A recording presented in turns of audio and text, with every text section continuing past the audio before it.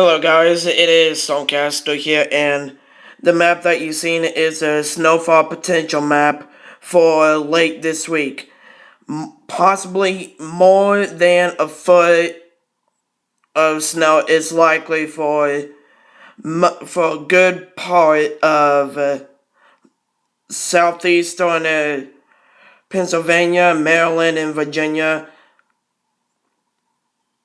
There could be isolated spots of more than 2 feet of snow, and the meteorologists are even talking about a life-threatening blizzard likely for late this weekend, as much as 18 to 24 plus inches of snow is likely.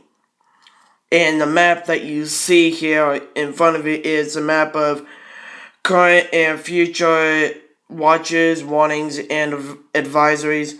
And if you notice an area that is shaded in neon green, that is a blizzard watch. And with this storm system late this week and this week, it could bring significant coastal flooding and a lot of wind energy with this. And the map that you see in front of you is a current snowfall cover map. It will be very much different once the storm passes. I will say it again.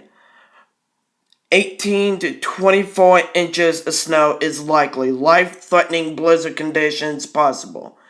Stay off the roads unless if it's a complete emergency.